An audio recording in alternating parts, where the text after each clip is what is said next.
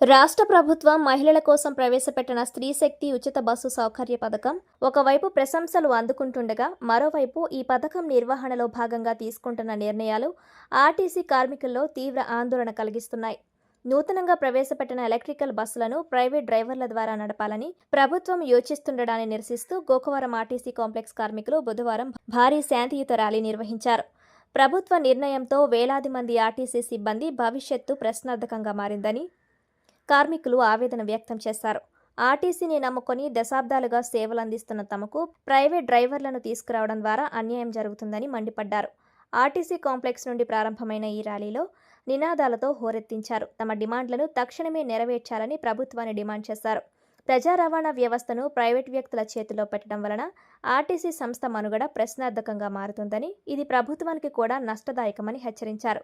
ఈ రకమైన వర్గీకరణ పద్ధతిని ప్రభుత్వం విరమించుకోకపోతే రాష్ట్ర వ్యాప్తంగా సమ్మెను మరింత ఉధృతం చేస్తామని, సంస్థను కాపాడుకునేందుకు ఎంతటి పోరాటానికైనా సిద్ధమని కార్మిక సంఘాలు స్పష్టం చేశాయి. ఈ నిరసన కార్యక్రమంలో గోకవరం ఆర్టీసీ కాంప్లెక్స్ పరిధిలోని పలువురు డ్రైవర్లు, కండక్టర్లు, ఇతర సిబ్బంది పెద్ద సంఖ్యలో పాల్గొన్నారు. మరి గవర్నమెంట్ ప్రయత్నాలు చేస్తుంది. దాన్ని మేము వ్యతిరేకిస్తూ ఆర్టీసీ వారి ద్వారానే విద్యుత్ బస్సులు నడపాలని ఈ ఆందోళన కార్యక్రమం చేపట్టాం.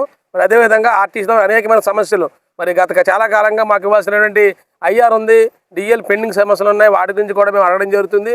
అలాగే మరి గ్యారేజ్ కార్మికులకు సంబంధించినటువంటి పనిముట్లు విషయంలో కూడా వారికి సరిపడా పనిముట్లు అందించాలి. మరి అదేవిధంగా మరి ఏదైతే సిబ్బందిపై దాడులు జరుగుతున్నాయో వారి మీద నాన్ బెయిలబుల్ కేసులు పెట్టాలని మేము కోరుతున్నాం.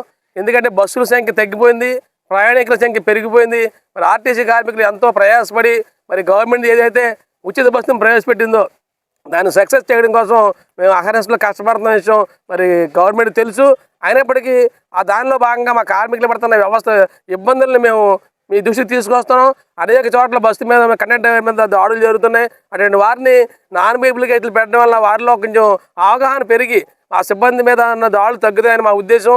దాని రీత్యా మేము శాంతియుతంగా ఈ అన్ని పాయింట్ల మీద కూడా గత 2 రోజులుగా రాష్ట్ర వ్యాప్తంగా అన్ని డిపోల్లో మరి ఎర్ర బ్యాడ్జీలు ధరించి మరి ఉద్యమాన్ని చేపట్టడం జరిగింది.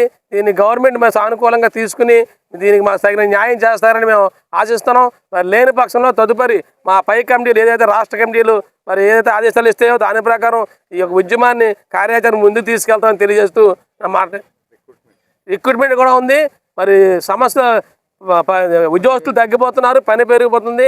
సుమారు 10,000 మంది ఉద్యోగస్తులు రిక్రూట్మెంట్ సంవత్సరం ఆర్టీసీలో ఉంది. కాబట్టి దాదిగా కూడా గవర్నమెంట్ ఆలోచించాలి. ఎందుకంటే అటు ఉద్యోగాల సంవత్సరం కూడా ఉంది.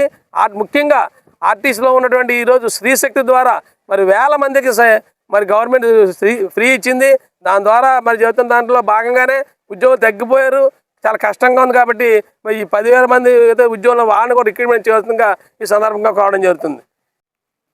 President garage Gokavaram depot national Mazdoor union నాయకత్వ జేఏసీ ఆదేశాల మేరకు ఈరోజు భోజన విరామ సమయంలో ధర్నాలు చేసి గేట్ మీటింగ్ చేయడం జరిగింది. ముఖ్య ఉద్దేశం ఏంటంటే ఆర్టీసీని ప్రైవేటీలకి కట్టబెట్టడానికి రాష్ట్ర ప్రభుత్వం ఏదైతే పూనుకొని ఉందో దాని మీద వ్యతిరేకంగా ఉద్యోగుల సమస్య ప్రధానంగా పల్లెటూరు నుండి పట్టుకొమ్మలు పట్టణాలని చెప్పే నినాదాలు చెప్పే పాత రోజుల నుండి ఏదైనా అభివృద్ధి కావాలంటే పల్లెటూరులో కావాలి. ఆ ప్రధానమైన సౌకర్యం వాహన సౌకర్యంలో రక్షణ లేకపోతే ప్రజాదరణ కోల్పోతాం.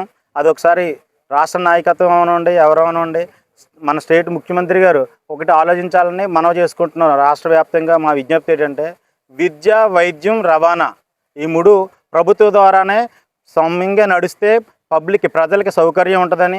యాక్సిడెంట్లు అవనండి మా దగ్గర విపరీతమైన ట్రైనింగ్తో ఉన్న అనుభవంతో ఉన్న డ్రైవర్లు ఉంటారు. ఒక సిస్టమ్గా వాహనాన్ని నడుపుతారు. అటువంటిది వందలాది వాహనాలు తీసుకొచ్చి ఖరీదైన వాహనాలు తీసుకొచ్చి ప్రైవేట్ వాళ్ళ చేతుల్లో పెట్టి అనుభవం లేని వాహనదారులతో నడిపి వాళ్ళ రక్షణ కోల్పోతుంది. ఎందుకంటే చంటి పిల్లడు ఉంటాడు, మంచి విజ్ఞత కలిగిన వాళ్ళు ఉంటారు ప్రయాణంలో, వాళ్ళ భవిష్యత్తుని పాడు చేయకూడదని. అలాగే మాకు ఉపాధి అంటే కార్మికుడు అంటే ఒక ఉద్యోగి, ఆడు కూడా ఒక పౌరుడు, ఆడికి ఒక ఓటు హక్కు ఉందని ఉద్దేశాన్ని ఆలోచించి ఈ లక్షలాది మంది పనిచేస్తున్న ఈ వ్యవస్థని ఎన్ని లక్షలాది మంది పనిచేస్తున్నారంటే పరోక్షంగా ఎన్ని లక్షల మంది ఓటర్లు ఈ జాబితాలో ఉంటారో ఒకసారి రాష్ట్ర ప్రభుత్వం ఒకసారి కూటమి ప్రభుత్వం మరొకసారి కళ్ళు తెరిచి చూసి ఆర్టీసీ వల్లే గతంలో మేము పరిపాలనలోకి వచ్చామని చెప్పుకుని చాలాసార్లు మమ్మల్ని అప్రిషియేట్ చేశారు. ఈ స్త్రీశక్తి పథకం అన్ని విధాల కంటే ఎక్కువ మందికి లబ్ధి పొందే పథకం. హ్యాండిక్యాప్ట్ ఫంక్షన్ అవనండి, వృద్ధాప్య ఫంక్షన్ అవనండి, విడో ఫంక్షన్ అవనండి, వీటన్నిటితో పోలితే స్త్రీ శక్తి టాప్ టు బాటం 0 to 100% ప్రజలకి సౌకర్యంగా ఇస్తున్నందుకు రాష్ట్ర ప్రభుత్వం చాలా మమ్మల్ని మెచ్చుకోవడం జరిగింది చాలామంది సందర్భాల్లో. అది ఒకసారి దృష్టిలో చూసుకుని మా తాపత్రయం అంతా ఏంటంటే గవర్నమెంట్ని ఇంకా బలోపేతం చేయాలి, ఉన్న రాష్ట్రాలు ఈ స్టేట్ వైపు చూసి ఉండాలని చెప్పి గవర్నమెంట్ ఆ బస్సులు ఆర్గనైజ్ చేసి ఆర్టీసీ ద్వారానే అవి నడిపి ప్రభుత్వం ద్వారా రిక్రూట్మెంట్ చేసి ఇంకా లక్షలాది కుటుంబాలకు ఉపాధి కల్పించి అభివృద్ధి బాటలో నడిపిస్తారని మా విజ్ఞప్తి. దీన్ని